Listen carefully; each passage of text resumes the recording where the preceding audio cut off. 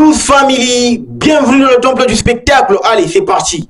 Les gars, en tout cas, il faut qu'on se le dise, il faut qu'on se dise des vérités parce que je crois bien que Chelsea est en train de traverser, en tout cas, la pire période de son histoire.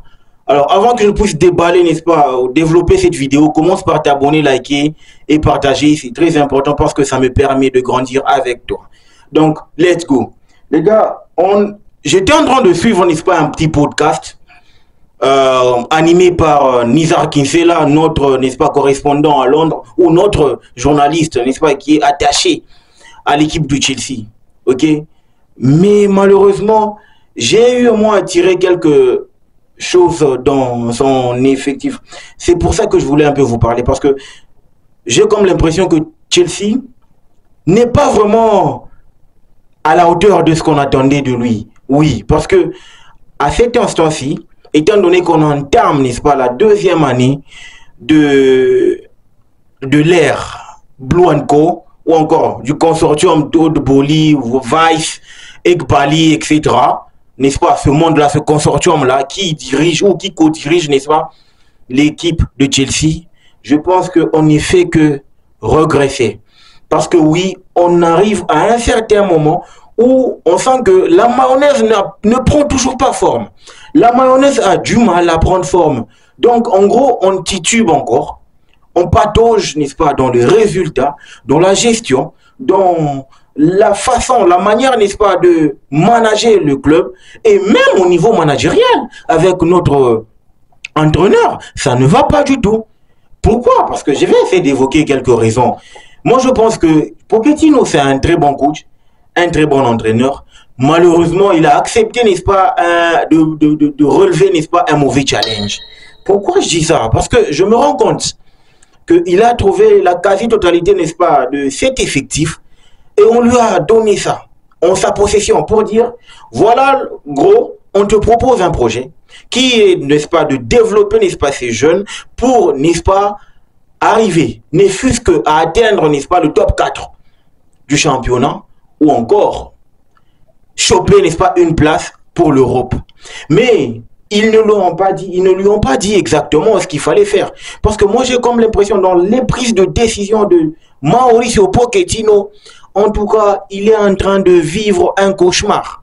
Parce que depuis qu'il est là, il n'a jamais... Je vais essayer de prendre, n'est-ce pas, un tout petit peu sa défense, parce que déjà, que de prime abord, il a un effectif qu'il n'a pas choisi, n'est-ce pas? Donc, il est en train de faire avec.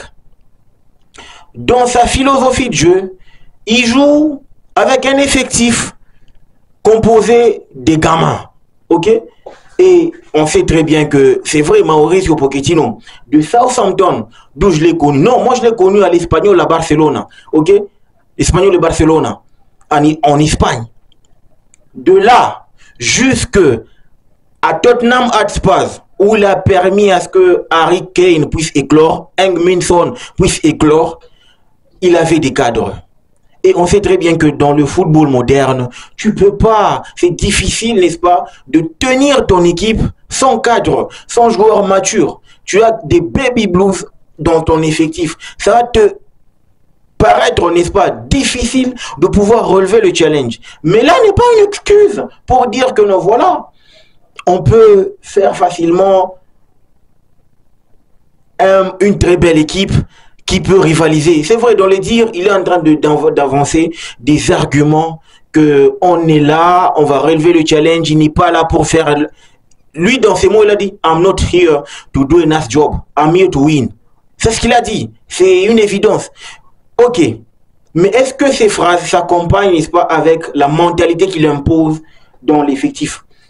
J'ai comme l'impression que c'est un papa qui gâte trop les joueurs. Arteta, il est là. Arteta avec le modèle d'Arsenal.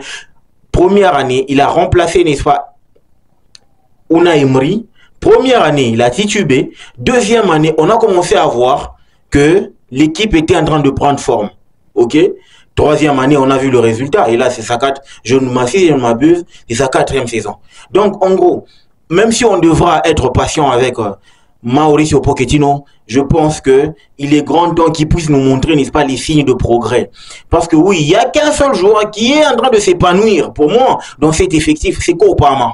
ok, c'est Kopama. Il est en train de s'épanouir. Mais est-ce que l'équipe en question, n'est-ce pas, c'est 11 têtes sur le pitch, c'est 11 têtes, n'est-ce pas, sur le gazon naturel. Est-ce que ces 11 têtes, n'est-ce pas, est-ce que ce groupe-là est en train de grandir? Est-ce que ce groupe-là nous montre, n'est-ce pas, une attitude de croissance, de progression? Je doute fort. Parce que dans les résultats, Chelsea, c'est comme dans l'amour. Donc, en gros, on se dispute, on se rabiboche. On se dispute, on se rabiboche. On se dispute, on se rabiboche. Sauf que, il faut que Chelsea sache que, en amour, on peut rompre. Mais là, Chelsea est dans le cœur. C'est difficile, à moins que l'on nous arrache le cœur.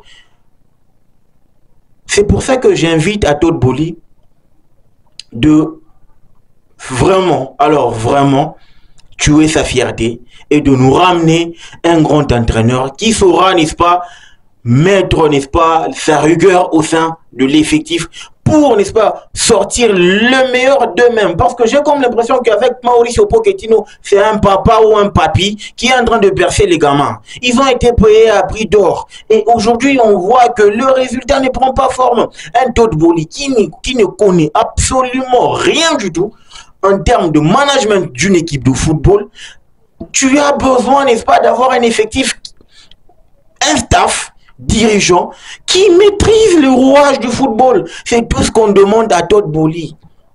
Hein? All we ask about management in our club is the knowledge of football ecosystem. That's all. So, Mr. Boehly, please, you can kill your pride and bring us a manager who can save us, who can make us on progress. That's all we need. Moi, je pense que c'est ça. Parce que, déjà, quand tu regardes, on paye des joueurs qui ne sont jamais fit. Là, on est en train de faire face à une panoplie de blessés. Sérieusement, on joue Everton ce week-end et je pense que ça va être vraiment, alors vraiment difficile de faire un résultat. Parce que, déjà, si on est incapable de réaliser un bon résultat face à Sheffield United, et là, on joue, n'est-ce pas, l'équipe de Everton, avec une mentalité aussi high que celle de Sheffield, n'est-ce pas, United, et on sait très bien qu'aujourd'hui, à l'instant T, à l'instant où je vous parle, Axel Disasi, qui est le joueur le plus fit, il n'est pas dans le groupe. Enzo Fernandez, il n'est pas dans le groupe. Donc, en gros, est-ce qu'on va s'en sortir face à Everton? Est-ce qu'on va s'en sortir? Ça se demander, est-ce qu'on réalise au moins une meilleure saison? Bon, on réalise une meilleure saison par rapport à l'équipe de Graham Potter. Ça, c'est une évidence parce qu'on vient d'égaler, n'est-ce pas, le nombre de points que l'on a récolté sous, n'est-ce pas, Graham Potter. Mais cela ne suffit pas. On est Chelsea. Chelsea, c'est synonyme de la gagne. Chelsea, c'est une mentalité de gagneur. C'est ça. On s'identifie, n'est-ce pas, à la gagne. On s'identifie, n'est-ce pas, à la terreur. Mais aujourd'hui, Chelsea ne fait plus peur. Chelsea, c'est un club lambda maintenant. Quand on parle de Chelsea, on va chez Sheffield.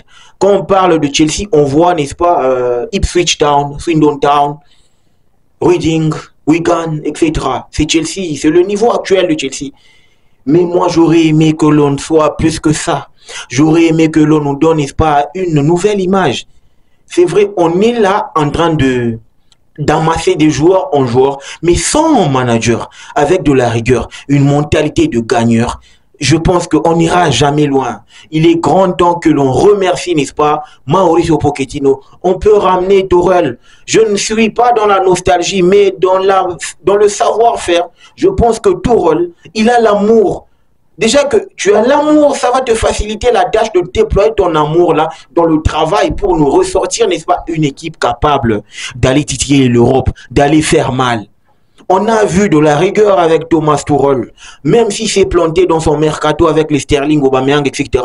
Mais c'était un entraîneur qui nous avait montré le chemin de la gagne, le chemin, n'est-ce pas, de la grinta, le chemin, n'est-ce pas, de la terreur. Oui, parce que oui, on nous craignait. C'était une machine de guerre avec Mauricio Pochettino, il est là, ça fait pratiquement 8 mois et on ne voit rien, pratiquement 9 mois et on ne voit rien, alors rien du tout.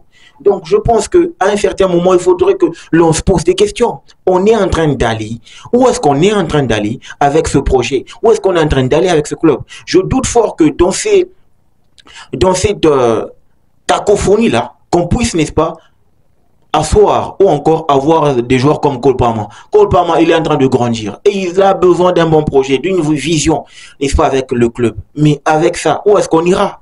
C'est la question que je me pose. Je pense que vous êtes sans ignorer avec moi que on est en train de traverser, n'est-ce pas, une période de vache maigre, mais qui dure. Dites-moi ce que vous en pensez en commentaire. Vous aimeriez à ce que puisse améliorer quel compartiment pour que nous puissions, n'est-ce pas, avoir ce Chelsea-là, n'est-ce pas, revenir sur les devants de la scène. Le football mérite d'être vécu. Ciao.